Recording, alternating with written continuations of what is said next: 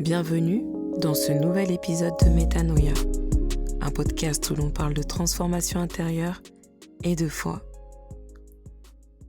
Prépare ton cœur, aujourd'hui on va parler de celui ou celle qui a été humilié, trahi, rejeté ou même qui se sent coupable d'avoir mal agi. Oui, à toi, Dieu veut te parler. Tu as sans doute été rabaissé, tu as chuté, les gens ont parlé, t'ont jugé ou encore méprisé. Il y a eu des complots, des calomnies. As-tu été ridiculisé? Et même, toi, tu t'es senti sale, perdu, vidé, comme si rien ne pouvait jamais te relever? J'ai une bonne nouvelle. Dieu a le pouvoir de t'élever à l'endroit même où tu as été rabaissé. Il réécrit l'histoire, ton histoire. Et ce n'est pas juste une belle phrase, c'est une vérité biblique. Je ne sais pas si vous connaissez l'histoire de Joseph dans la Bible. Je vous la fais en gros. Joseph a été trahi par ses frères, jeté dans un puits, vendu comme esclave, accusé injustement, mis en prison. Et pourtant, Dieu l'a élevé pour devenir l'homme le plus puissant d'Égypte après Pharaon. Là même où il avait été humilié, il a été honoré. Il est dit dans la Bible, dans Genèse 50, verset 20, « Vous aviez projeté de me faire du mal. Dieu l'a changé en bien pour accomplir ce qui arrive aujourd'hui, pour sauver la vie à un peuple nombreux. » Je ne sais pas ce que tu as vécu ou ce que tu vis actuellement, ou peut-être l'un de tes proches, mais il faut savoir une chose, Dieu n'a pas dit son dernier mot. Il y a tellement d'injustice dans ce monde que bien souvent on peut se demander mais où est la main de Dieu? Pourquoi? Comment? Une personne si gentille, pourquoi elle vit une chose pareille? Pourquoi en fait moi j'ai subi ci, j'ai subi ça? Mais il y a une chose que j'ai comprise au fil du temps, parce que je peux vous dire que j'ai été révoltée, que je boudais Dieu à certains moments, pour des injustices, à mon sens, pour des douleurs que j'ai vues infligées à des parents, à des proches, à même des personnes que je ne connais pas. Et je me suis dit, mais où est Dieu dans tout ça? Mais j'ai compris que quelle que soit la situation, Dieu n'a pas dit son dernier mot. Et ça nous dépasse en tant qu'être humain. Il y a des choses qui nous dépassent, mais totalement. Aujourd'hui, je viens spécialement pour t'encourager. Je viens pour que tu puisses aussi prendre ces encouragements et encourager quelqu'un d'autre. Dans le psaume 113, verset 7, il est écrit « De la poussière, il retire le pauvre, du fumier, il relève l'indigent, pour les asseoir avec les grands de son peuple. » Dieu relève ceux qui sont abaissés et les installe à leur vraie place. Grosso modo, c'est pas parce que hier tu as été négligé à ton travail, dans ta famille, par un homme, par une femme, par ton ami, tes amis, que tu pensais être tes amis, que ton image est ternie. Là où l'être humain n'aurait jamais pensé te voir à cette place précise, c'est justement cette place-là que Dieu a préparée pour toi. Mais quand on prend du recul et quand on a on va dire, quand on a du recul et cette sagesse, on se dit mais il n'y a que Dieu qui peut faire. Il n'y a que Dieu qui peut laver la réputation d'une personne et la mettre à la place où elle doit être. C'est-à-dire que qu'importe ce que tu as pu faire, qu'importe ce que tu fais, quand tu remets cette situation entre les mains de Dieu, que tu te repentis, attache ta ceinture parce que là où il va t'emmener, crois-moi, t'es pas prêt, t'es pas prête, parce que Dieu ne fait jamais les choses à moitié. Il faut savoir aussi que Dieu ne t'a pas oublié. Tu peux vivre une période où tu te dis que tu ne vois pas la main de Dieu, que tu as tellement subi, que tu as tellement prié, que tu as tellement crié, que tu as tellement cherché de l'aide. Mais dans Ésaïe 49, verset 15, il est écrit « Mais le Seigneur répond, est-ce qu'une femme oublie le bébé qu'elle allait? Est-ce qu'elle cesse de montrer sa tendresse à l'enfant qu'elle a porté? Même si elle l'oubliait, moi, je ne l'oublierai jamais. » Vous savez à quel point le lien maternel est fort. En général, le fait de porter un enfant en moyenne 8 à 9 mois dans son ventre, l'allaiter, le fait de l'allaiter, de le sortir de son corps, ce lien qui est incomparable. On parle de ça. On parle de l'instinct maternel qui est, à mon sens, l'un des plus forts instincts que Dieu nous a donnés en tant qu'être humain, en tant que femme. Dieu, il est en train de dire que même si toi, en tant que femme, tu as cet instinct puissant, moi, j'ai un instinct encore plus grand qui fait que je n'oublie et je n'oublierai jamais mes enfants. Jamais. C'est dingue ou pas? Parce que ça peut arriver qu'un parent, bien qu'il aime son enfant, il peut l'oublier d'aller le chercher à l'école et c'est même pas méchant. Un parent peut aimer son enfant éperdument, mais il peut arriver un quoi qu'il oublie son enfant. C'est même pas de la négligence, mais ça arrive, quel que soit le contexte. Mais Dieu, il est en train de dire que, quel que soit le contexte, il ne t'oublie pas et il ne t'oubliera jamais. La douleur que tu ressens, ou sûrement tu n'arrives pas à mettre les mots dessus, sur tes mots MAUX, sur ce que tu ressens, sur cette colère, sur ces émotions. Sache que pour Dieu, ta douleur, ce que tu ressens, n'est pas en vain. Dans Romains 8, verset 18, il est écrit « Comparons les souffrances d'aujourd'hui avec la gloire que Dieu nous montrera clairement plus tard. À mon avis, elles sont peu de choses. » Clairement, ce verset, c'est un encouragement pour simplement dire « Tu vois ce que tu vis aujourd'hui, la situation qui pour toi est insurmontable, eh bien, ce que tu vas vivre plus tard, lorsque tu auras la délivrance et la solution, tout ce que tu as pu vivre, tu l'auras oublié et tu te diras « ça vaut le coup ». Tout ce que tu as pu vivre, tu regarderas en arrière et tu te diras « aujourd'hui peut-être que ça pique un peu, hein, mais aujourd'hui je vais mieux et gloire soit rendue à Dieu ». Comme je le disais tout à l'heure dans l'histoire de Joseph, là où tu as été abaissé, rabaissé, c'est là où Dieu va t'élever, c'est là où Dieu va te révéler. Dans Joël 2, versets 25 à 26, il est écrit « Le Seigneur dit, les chenilles et les sauterelles, les hannetons et les criquets, cette grande armée d'insectes que j'ai envoyée contre vous, ont dévoré vos récoltes. Eh bien, je vais remplacer ce que vous avez perdu. Vous mangerez à votre faim et vous chanterez ma louange. Moi, le Seigneur votre Dieu, je fais pour vous des actions magnifiques. Mon peuple ne sera plus jamais couvert de honte. » Le peuple dont Dieu parle, c'est toi. Tu ne manqueras de rien.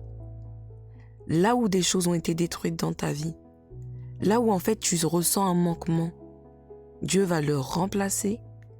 Et là où tu as pu vivre, sentir la honte, l'humiliation, Dieu te dit que tu ne seras plus jamais, jamais couvert de honte. Et ce que Dieu dit, il l'accomplit. Donc, sois confiant, sois confiante. Et Dieu est le seul, je dis bien le seul, qui peut et qui va restaurer ton âme en totalité. Dans Psaume 147, verset 3, il est écrit « Il guérit ceux qui ont le cœur brisé et il soigne les blessures. Il n'y a aucune blessure, je dis bien aucune, que Dieu ne peut pas soigner. quel que soit ce que tu as vécu, quel que soit ce que tu es en train de vivre, tu as déjà le pansement idéal pour cette blessure. Bien souvent, les hommes, avec un grand H, parleront sur toi, parleront contre toi, parleront pensant qu'ils détiennent ton avenir, pensant qu'ils sont devins, pensant que c'est eux qui détiennent les conditions. En tant qu'être humain, quand tu marches sans la foi, quand tu ne crois pas au Dieu qui ne connaît pas le mot impossible, on va faire l'erreur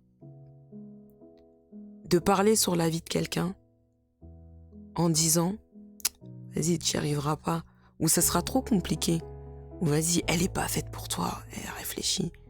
Mais des choses où parfois on oublie qu'on ne connaît rien. Et celui qui connaît tout, celui qui a tout planifié pour nous, qui n'a pas planifié des plans machiavéliques, des plans d'échec, des plans de découragement, de désespoir, de douleur, c'est Dieu. Et dans Jérémie 29, verset 11, il est écrit « Car je connais les projets que j'ai formés sur vous, dit l'Éternel, projets de paix et non de malheur, afin de vous donner un avenir et de l'espérance. » Bien souvent, quand on a une galère, sérieusement, même si elle s'arrange, je sais pas moi, au bout d'un mois, j'ai l'impression, je sais pas si pour vous ça fait pareil, il y en a 5 qui arrivent d'un coup. Où tu vois, t'es paisible, et il y a un truc qui te tombe dessus, et tu te dis, mais comment en fait? Et moi, ça me rappelle un verset où il est écrit, donc j'ai sûrement fait un petit remix et je m'excuse, que le diable nous a réclamé pour nous cribler comme du froment. Et ça m'encourage du sens où je me dis, mais les galères qui m'arrivent là, il y a des épreuves que Dieu permet. Mais Dieu, il me réserve des plans de bonheur, des plans de paix, des plans d'espérance, des plans de joie. Qu'est-ce que c'est que cette histoire? Et c'est là où je me lève et je me dis, non Seigneur, je m'appuie sur ta parole. Donc fais de même, appuie-toi sur sa parole et crois avec foi qu'il te réserve des projets de paix et non de malheur.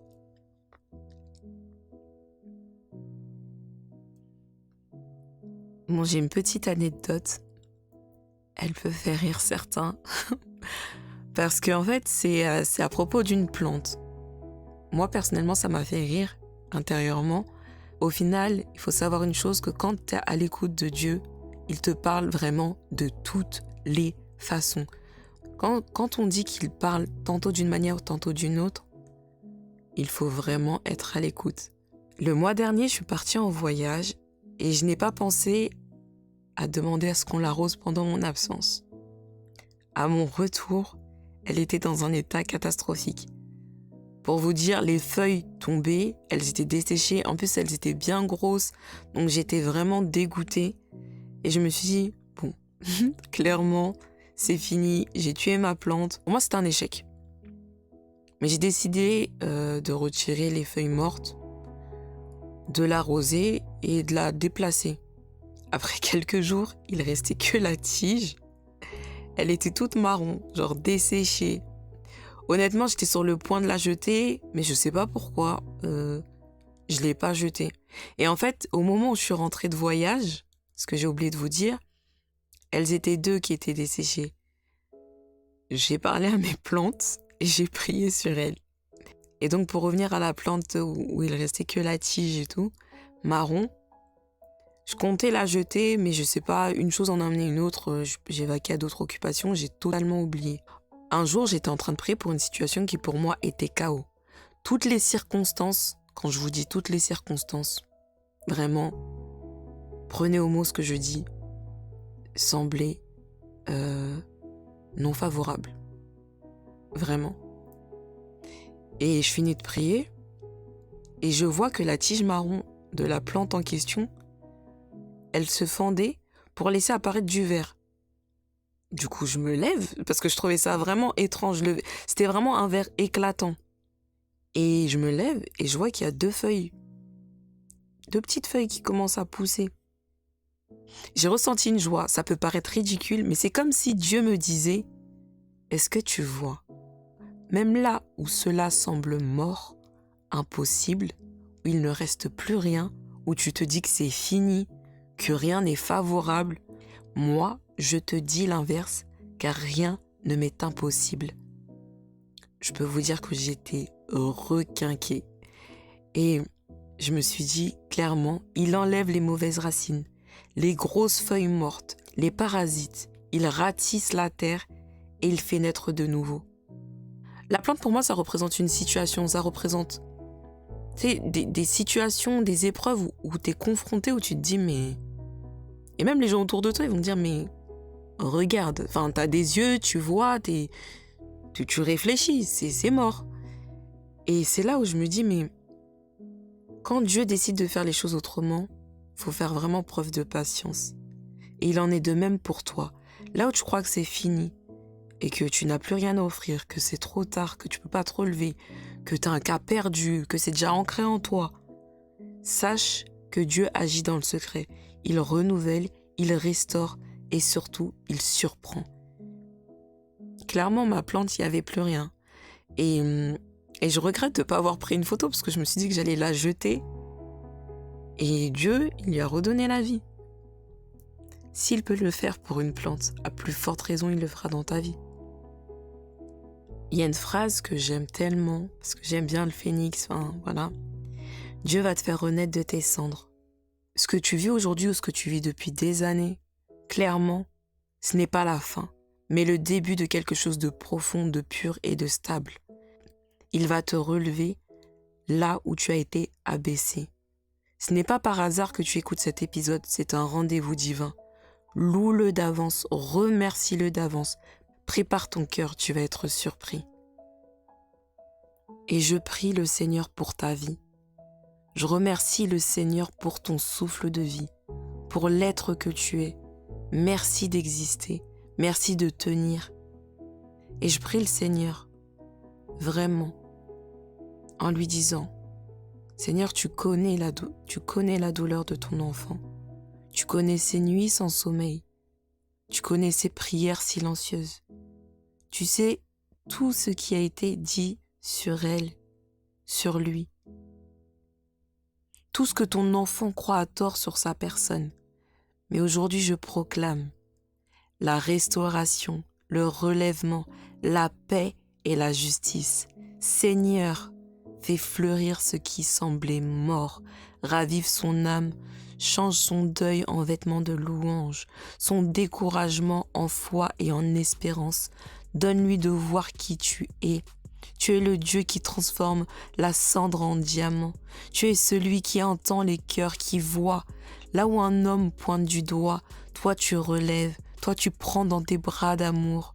Alors Seigneur, je te remets cette personne entre tes mains. Je te remets sa vie, sa situation, son caractère, parce que je crois que tu es celui qui transforme les choses. J'ai prié dans le nom précieux de Jésus-Christ. Amen. Merci d'avoir partagé ce moment avec moi. Prends soin de ton âme, reste connecté au cœur de Dieu et surtout, n'oublie pas de rayonner. À très bientôt pour un nouvel épisode de Métanoïa. Demeure béni.